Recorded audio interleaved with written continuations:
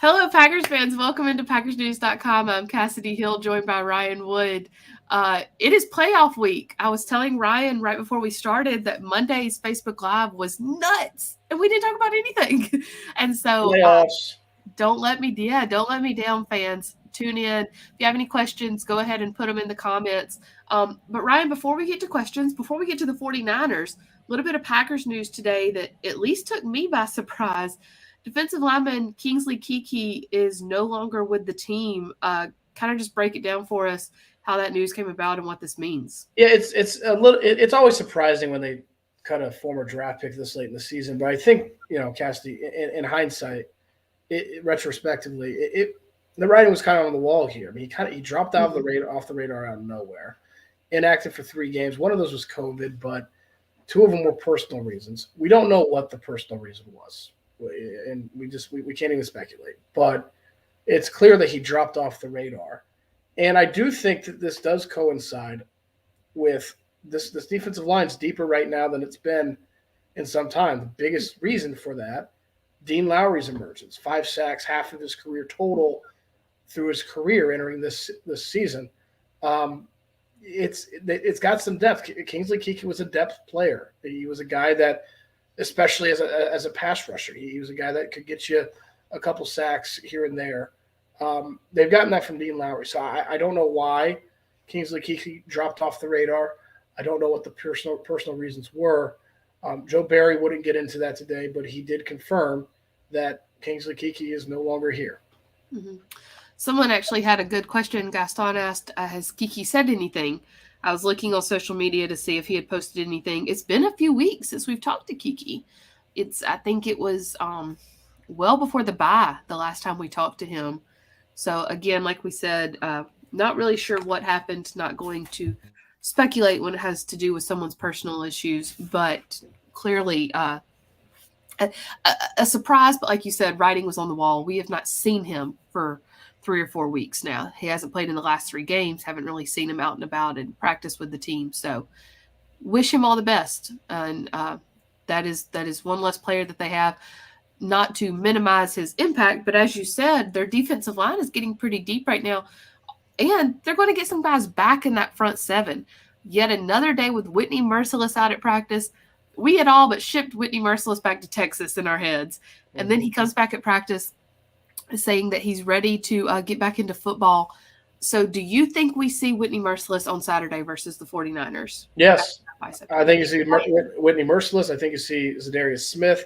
I think you see Jair Alexander. The question is how much. Mm-hmm. It's how many snaps are they really able to give? Zadarius Smith hasn't played in this defense. He hasn't really practiced in this defense really until you go back to the start of last bye week. He had like 4 practices, 1 in pads, all training camp before playing 18 snaps in the opener against the Saints, and that's it. So, and why that matters, especially going against this team, from a schematic standpoint, a lot of stuff that you deal with as an edge rusher can really expedite your return to the field.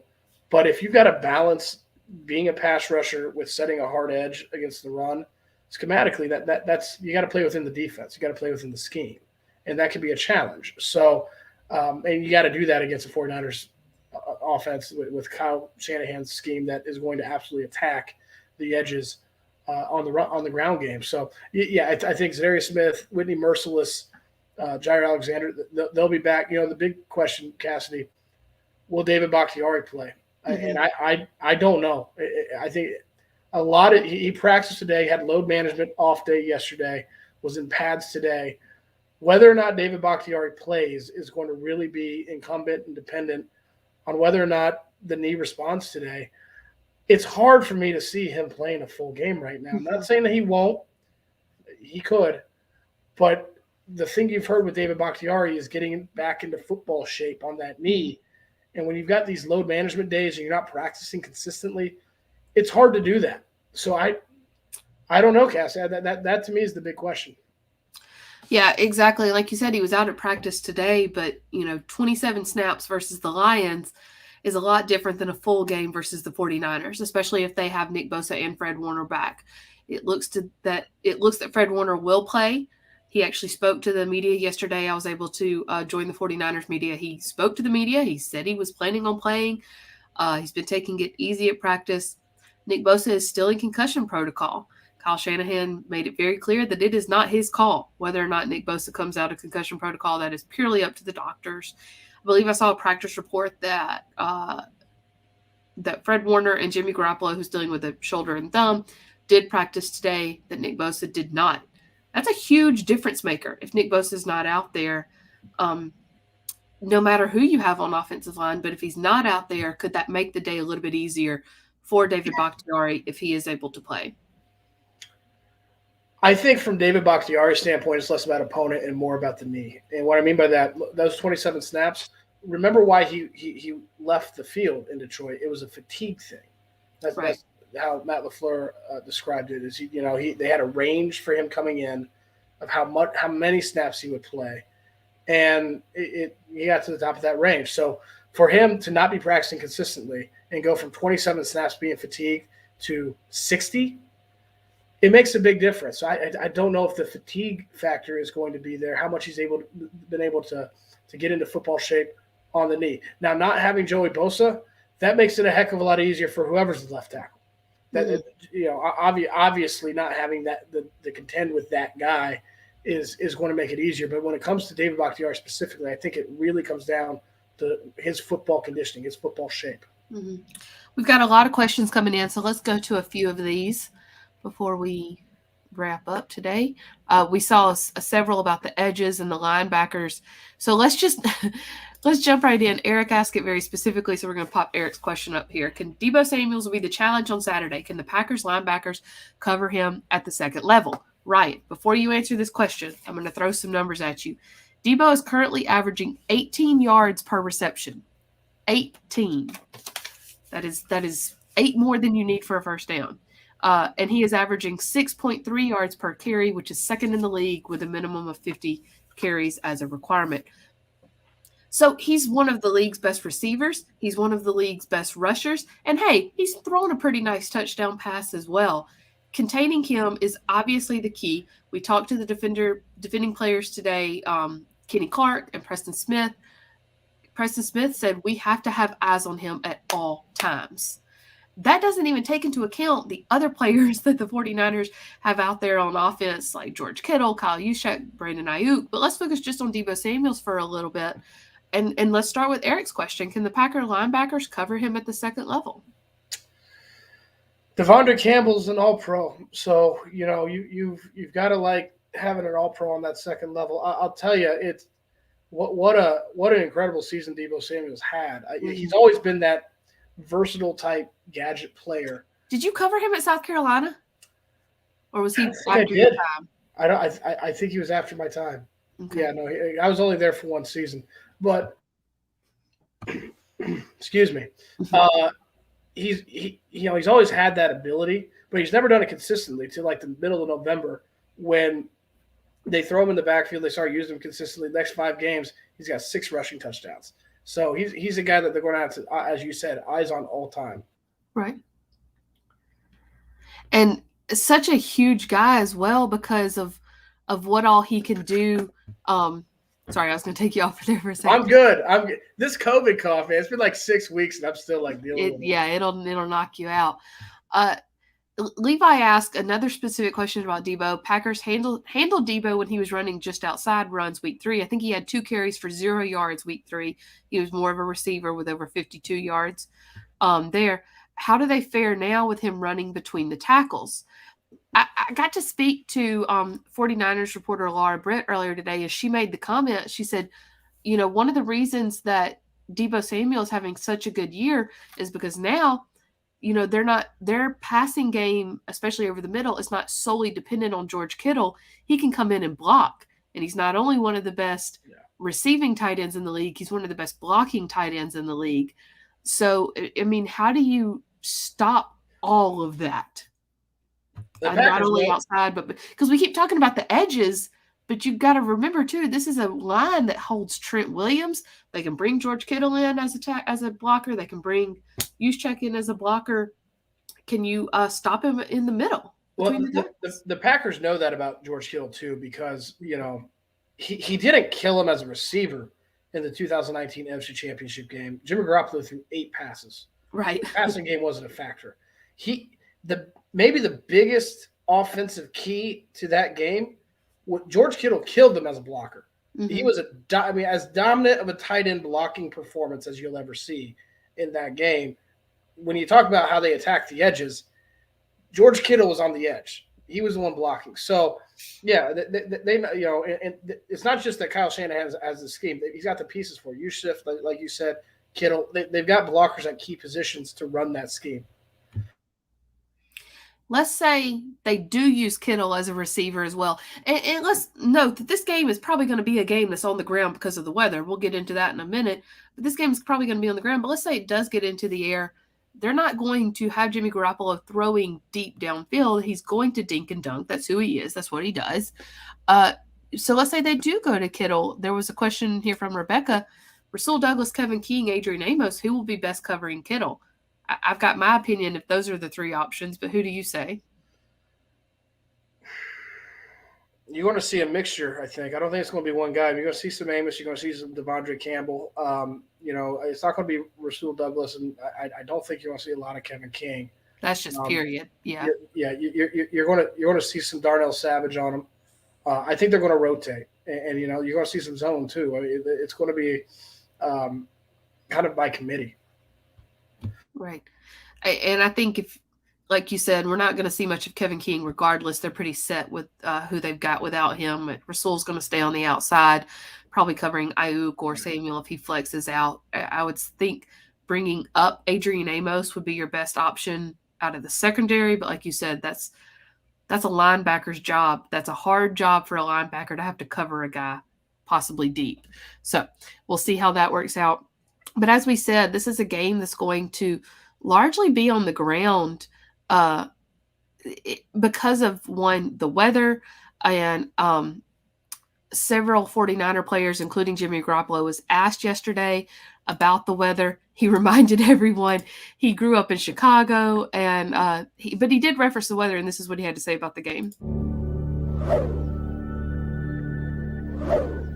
I think I don't know. I've lived in it my whole life, so there's just different ways. I think people who have grown up in it and played in it for a long time, there's ways to prepare for it, things that you kind of know going into it. But yeah, I think our team, we have a good mindset going into this thing, and we know what it's going to be like on Saturday. So it'll be a hell of an atmosphere. He said it, Ryan, a hell of an atmosphere. I have a feeling that's what it's going to be. This is a team that the Packers have faced every year for the past 3 years. They faced them twice in 2019, once in the regular season, once in the NFC Championship, beat them in 2020 in the regular season, beat them this year in the regular season as well. But of course, we know that was a last-second win that came down to Mason Crosby. More than anything, came down to Aaron Rodgers getting it to Devontae Adams deep downfield to get Mason Crosby into field goal range. But can you depend on this game going the way that Week 3 game did, or as Garoppolo and others were saying, it's going to have to become a weather game, so to speak, which we know in Green Bay, when it gets cold, goes largely to the ground and to the running backs. Oh, there's no question it's going to be a weather game. I mean, kind of the elephant in the room last year for the Packers, they didn't get the weather in their favor. You look, I'm looking at my phone right now. What is it? High 14 degrees on 21 degrees on Saturday. With a 50% chance of snow now. And it was cold out there today, Kassidy. I mean, it hurt. It was. I forgot to wear my hat at practice today, and I couldn't feel my face. Like the whole like I needed to grow some hair. It was an emergency. It was really not good for me. So I don't know how you function in that. Jimmy Garoppolo said it's going to be a hell of an atmosphere. He's right. It's going to be a frozen hell. and if you're from San Francisco, you're not used to this because it's different. It's different when you step outside and it's 20 degrees or lower. So, I don't think there's any question the weather's going to be a factor. When the weather plays a factor, it becomes so much about who can out-physical the other team. This Packers team is physical. I mean, and especially as one comment said from Todd, thunder and lightning, you've got A.J. Dillon and Aaron Jones who can take care of a ground game. But so do the 49ers. as I said, got to speak to Laura Britt, an NBC reporter covering the 49ers earlier today, and she made the comment about the season changed for the 49ers when they figured out what sort of character they were going to have. And I mentioned to you, like, out of the side of my ear, I heard Dan Orlovsky on NFL Live mention it right before we went live as well, say the 49ers are a team with character but no identity, but they've still figured out how to win like that because they decided they were going to be incredibly physical and incredibly tough, so to speak, which sounds so cliche. I almost hesitate to say it. All of that to say, what Laura was explaining was this is a team that has had to grind it out every single game. They started out 3-5, and they have found their way back into the playoffs. They won a tough game against the Rams in overtime to get a playoff berth. They won a tough game against the Dallas Cowboys in super wild cards Nickelodeon Slime Weekend to get to this game against the Packers. The Packers started this season last dance, Super Bowl. That's our only goal. You've been around this game a long time. Those are two completely different mindsets. Going into a playoff game, which one is more beneficial? Well, what's more beneficial is who's got more talent, who shows up to play. Not to oversimplify it, but that's what's going to win out on this stage. I do think the urgency is on the Packers. The pressure's on the Packers. They're at home. They're the favorite. They're the 1 seed. And they are in this backs against the wall. You don't know what 2022 is going to look like. So how they respond to that urgency in terms of showing up to play will be critical. I got to say, Dan Orlovsky does a great job. By no means, but he is. I love listening to stuff. I don't know that I agree that this 49ers team doesn't have an identity. Everyone knows what this 49ers team wants to do and is going to try to do. They want to run the ball, and that really. You combine the urgency and the pressure of getting off to a hot start, something that this Packers team did not do the last 2 years that they've exited the playoffs. 27-0 at halftime in San Francisco, down 18 points early in the third quarter last year against Tampa Bay. That's not giving yourself a chance. Not in the playoffs when everybody you're playing is good. You cannot have a hole like that. This year, in the first quarter, they've struggled. It's been their worst quarter. 15 games Aaron Rodgers has started and finished. So every game this season, except for Kansas City and last 2 weeks ago against Detroit, they've only had 37 first quarter points. They've been outscored 40 points in those games in the first quarter. 9 of those first quarters, they haven't scored at all. 60% of those 15, they've been scoreless in the first quarter. If they have that happen again against a 49ers team that can just sit on the lead and milk the clock, that's their identity. That's where getting a hot start is vitally important for this team. They cannot do what they did the last two playoff losses. Davante Adams talked about that yesterday, and he said, we can't do essentially what you just said. We can't do what we did the last 2 playoffs where we came out slow or came out slow against the 49ers specifically is what he mentioned. And I asked him, why do you think that has happened? Like, can you explain it? And he said, I really can't. It's just something that happens against that team. I mean, what's the remedy for that, Ryan? And then I know there's men right across the street from me that are paid millions of dollars to figure it out. But if you or I had to juxtapose, good thing I don't have to use words for a living. If you or I had to guess, what would you say is the remedy for that? It's tough to say. I think that if anyone knew, I think if they knew, they wouldn't have been scoreless in 9 of those 15 quarters, right? They would have fixed that by now. They can't wait. Those 15 games. In the second quarter, they've got 170 points, blowing teams away in that quarter. Third quarter, 174 points, blowing teams away. I think in the third quarter, it's like 174 to 57. They've just dominated in the middle of the game. They've got to accelerate that. I don't know, you say, well, have a better script. Well, you know what? The Packers were awesome on Matt LaFleur's script last year. They were lights out coming out of games. Didn't help them against Tampa Bay because they weren't then. But what the reason is, I wish I had a better answer for you. All I can say is that it's been a problem. They got to make sure it's not a problem on Saturday. There's a really good question in here for Levi, so I want to circle back and address it. If the 49ers sell out to stop Davante Adams, who steps up on offense?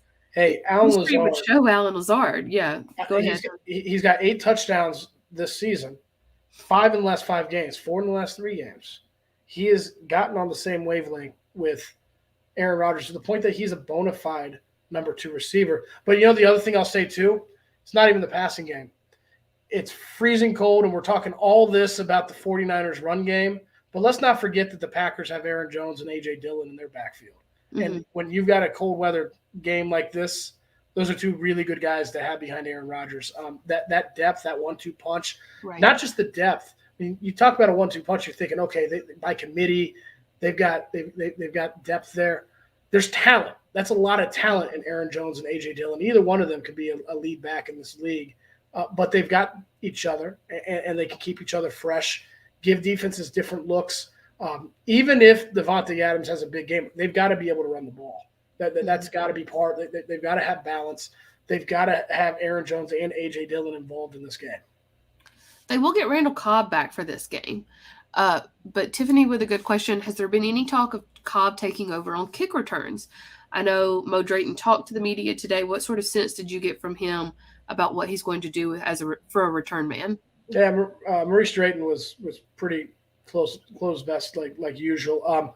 To me, what he might do in special teams is even bigger than what he might do on offense. I mean, at most, Randall Cobb is a number 4 receiver. He's had a couple big games this year, including his last game against the Rams, where he had almost 100 yards in the first half and then had a groin injury, an internal core injury, and hasn't returned. He's a 4 receiver in this offense, right? It may be a 3 receiver. MVS doesn't play. My guess is that MVS will play, but he did not practice today because the back. We'll see if he practices tomorrow. Mm-hmm. Randall Cobb giving you an option as a return guy. Let's not forget David Moore either, though. You know, I could still see it being David Moore. Yeah, that's a good point. About a lot of people asked about MVS. He did not practice today, but that doesn't mean it's the end of the road here for him. We could still see him back even as soon as this Saturday. Michael saying Mercedes Lewis is going to be huge in this game. It's a very good point. If you're going to throw it, you want to throw it to your big tight ends, probably on the edge. Gary says that Dallas and Detroit use trick plays. Do you think the Packers can try this? I can't tell you, Ryan, the last time I saw the Packers run a trick play. Yeah, I don't think they really need to rely on gadgets. You got an MVP quarterback. You've got the best receiver in football. You've got Aaron Jones and A.J. Dillon in the backfield. I think that's why you don't see them run gadget plays. You don't see them do what the Detroit Lions did to them because guess what? The Detroit Lions have none of those things. None of those things in their offense. When you've got an offense with playmakers like the Packers have, you just get the ball to your playmakers. That's the focal point. So, could there be a trick play? Sure. I think it'd be a surprise, but that's why you run trick plays, for the element of surprise. I think it's paramount, way more likely. The offense it's going to be focused on getting the ball to its playmakers. There was a question in here. Let me see if I can find it. Here it is. Could the Niners special teams be worse than that of the Packers? There aren't many teams in the NFL, Ryan, that could say they're worse on special teams than the Packers, but the 49ers might be one of them. What happens if this game comes down to and it's interesting. Before you answer this, let me add this.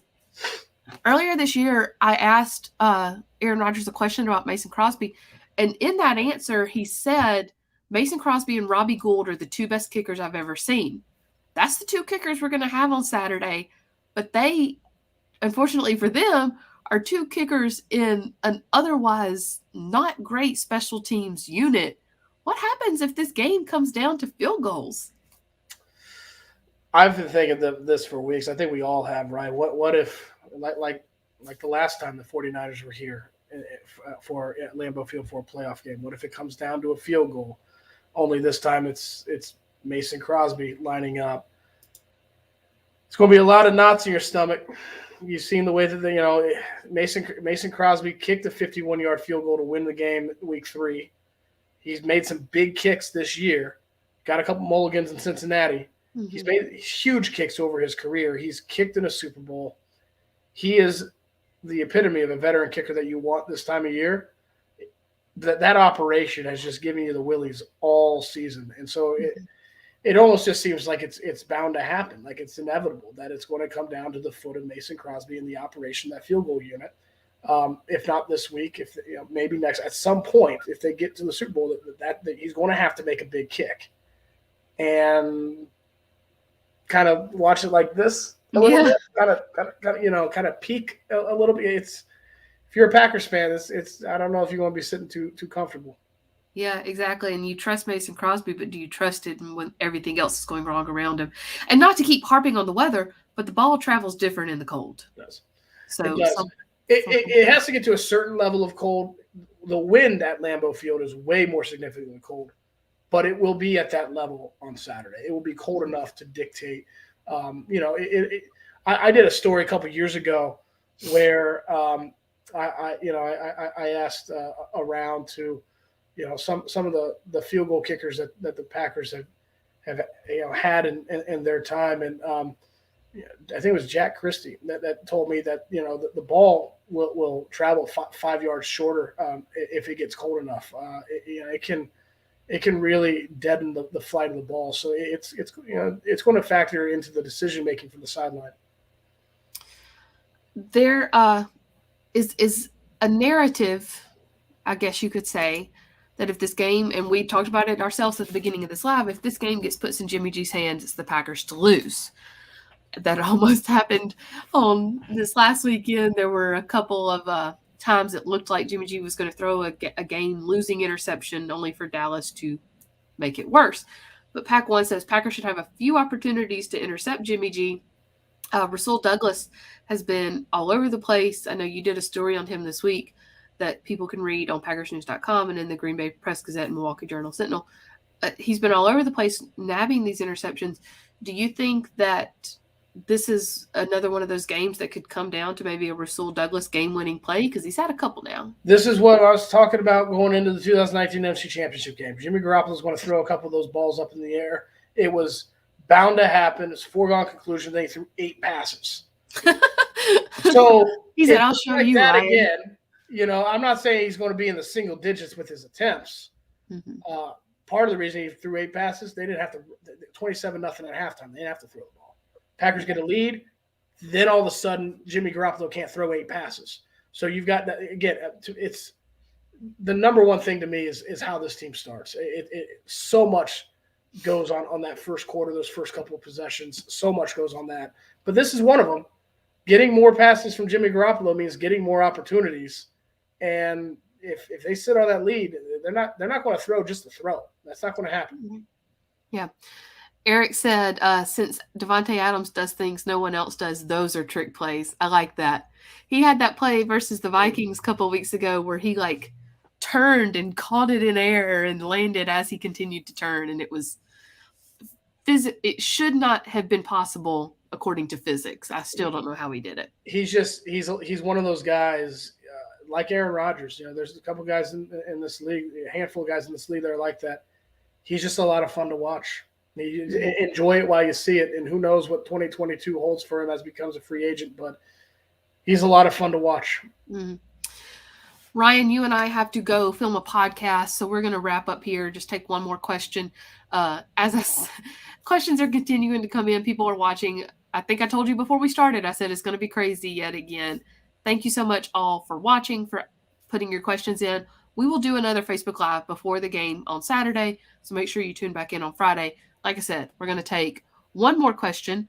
And a couple of different people have mentioned it. Rico said, field goals or not, we're beating, I'm not going to say that on the air this year, revenge tour. Randy said as well, this is going to be major payback with the 49ers.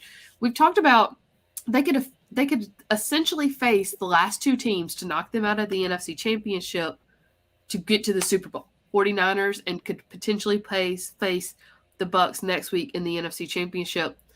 Does this feel like a revenge tour, and does it feel like it's within the grasp, or are we getting ahead of ourselves here? Ask me in 2 weeks. That's cheating. I'm telling you. I mean, it's setting itself up for that, right? Mm-hmm. It's absolutely setting itself up for that. For it to be a revenge tour, you must exact revenge. That's the entire point of a revenge tour. Right now, it's just a probable revenge tour. The potential is there, right? Yeah. But if they don't take care of business, that's not a revenge tour. That's another playoff heartbreak. So, yeah, the potential's there. Kassidy, I don't know how you feel about this. The other NFC game. But if you put Tom Brady and Matthew Stafford on the same field in the playoffs, I don't care what happened week 3. I don't care if the Rams won week 3. I don't care about that.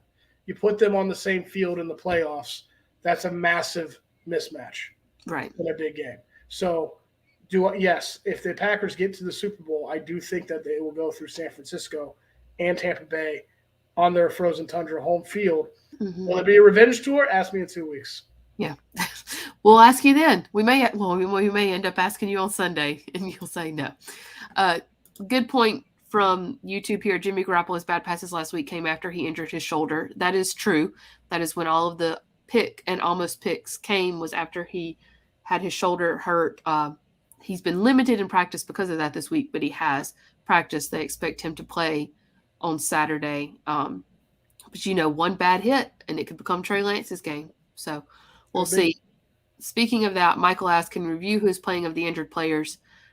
So, Ryan, just run down it real quick again. You can even pull up your tweet from earlier today if you want to. Who was at practice today? Who wasn't? Pull it up here. Put me on the spot. It's a long list. I've gotten to the point where I'm just listing the prominent guys because there's so many of them at this point that you don't know. MVS was the only one not practicing. Yep. Aaron Rodgers, David Bakhtiari, Josh Myers, Billy Turner, Aaron Jones, Randall Cobb, Jaire Alexander, Zadarius Smith, Whitney Merciless, Devondre Campbell, Shannon Sullivan, all practicing. Yes, I did do that in one breath. MVS. Oh, it's what I stole. Well, like I said, we're going to go film a podcast. Make sure you listen to the new episode of the Green 19 podcast, available wherever you get to listen to your podcast tomorrow. We're going to let Devontae Adams ride us out here, talking about why everything he did in the regular season doesn't mean anything if he can't do it in the postseason. Thanks so much, guys, for tuning in.